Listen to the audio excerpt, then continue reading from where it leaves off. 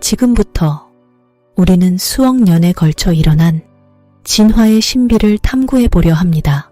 이 여정은 파충류에서 조류로의 경이로운 변화, 그리고 이 변화의 과정을 밝혀주는 화석 증거를 따라갑니다.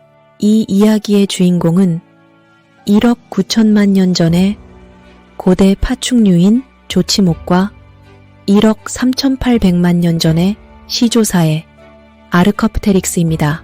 이들은 진화의 중요한 전환점을 보여주는 생명체들로 현재의 조류가 어떻게 탄생했는지를 이해하는 데 중요한 단서를 제공합니다. 조류는 파충류로부터 진화되었다고 알려져 있습니다. 파충류의 일부가 조류로 진화된 과정은 화석 증거를 통해 추정할 수 있습니다. 그 가장 오래된 증거는 1억 9천만 년 전에 살았던 조치목, 페코돈티아이라는 파충류입니다. 이들은 이미 두 다리로 달리며 새처럼 속이 빈 가벼운 뼈를 가지고 있었습니다. 조류의 가장 오래된 화석은 1억 3,800만 년 전인 쥐라기 지층에서 발견된 시조새 아르커프테릭스, 아르케이옵테릭스입니다. 이 화석을 살펴보면 파충류와 조류의 형질을 반반씩 갖고 있습니다. 이 동물은 파충류와 비슷한 모습으로 크기는 대략 까마귀 정도로 작았으며 두개골은 잘 발달된 이빨을 가지고 있었습니다.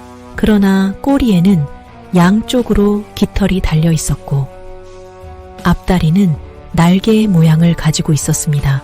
조류가 이빨이 없어진 이유는 여러 가지 가능성이 제시되고 있습니다. 하나의 가설은 이빨이 없는 것이 머리를 가볍게 하고 비행에 유리했기 때문이라는 것입니다. 또 다른 가설은 이빨이 없는 것이 부리를 발달시켜 먹이를 다양하게 섭취할 수 있게 했기 때문이라는 것입니다. 아직 확실한 결론은 내려지지 않았지만 조류의 이빨은 백악기에 완전히 사라진 것으로 보입니다. 공룡이 새로 진화하면서 이빨이 없어졌다는 주장은 여러 연구자들이 제시한 가설 중 하나입니다. 이 가설에 따르면 공룡의 이빨은 새의 부리로 대체되었으며 이는 비행과 알 부화에 유리한 적응이었다고 합니다. 예를 들어 이빨이 없어지면 새의 몸이 더 가벼워져서 날기 쉬워지고 알에서 자라는 새끼가 빨리 부화할 수 있습니다. 또한 이빨이 없으면 충치나 손상의 위험도 줄어듭니다. 이 가설을 뒷받침하는 증거로는 공룡과 새의 유전자, 화석, 해부학적 특징 등이 있습니다. 예를 들어 새와 공룡은 치아 형성에 관여하는 유전자에서 돌연 변이를 일으켜 이빨이 없어졌다고 합니다. 또한 공룡의 화석에서도 새와 비슷한 깃털이나 부리의 흔적이 발견되었습니다. 이러한 연구들은 공룡과 새의 관계를 밝히는데 도움이 되었습니다. 조류는 이빨이 없기 때문에 음식을 씹을 수 없습니다. 그러나 조류는 이를 극복하기 위해 다음과 같은 방법을 사용합니다. 조류는 부리로 음식을 작게 부수거나 타액으로 음식을 적십니다. 타액에는 음식물 소화를 돕는 효소가 포함되어 있습니다. 조류는 작물이라는 식도의 확장부에 음식을 임시로 저장합니다. 작물에서 음식은 타액과 섞여서 부드럽게 됩니다. 조류는 심실이라는 강한 근육으로 된 기관에서 음식을 기계적으로 분쇄합니다. 심실에는 모래나 작은 돌이 들어있어서 음식을 갈아주는 역할을 합니다.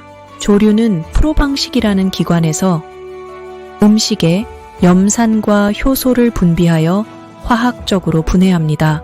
조류는 십이지장과 소장에서 음식에 포함된 영양소를 흡수합니다. 십이지장에서는 췌장과 간에서 분비되는 소화액이 음식과 혼합됩니다.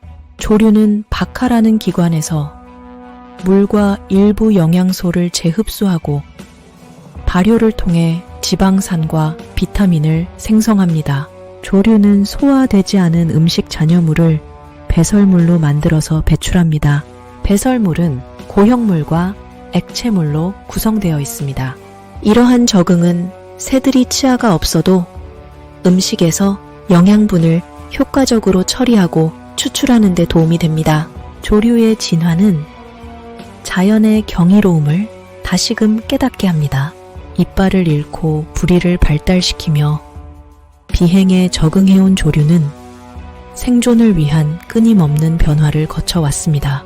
조류가 보여주는 다양한 생리적 적응 과정은 단순한 생명의 연장선이 아니라 복잡하고 정교한 진화의 결과임을 시사합니다. 이 이야기 속의 파충류와 조류는 우리에게 자연의 힘과 생명의 신비를 일깨워줍니다. 조류의 기원과 진화에 대한 이해는 우리에게 자연의 역사와 생명의 경이로움을 다시 한번 깊이 생각하게 합니다.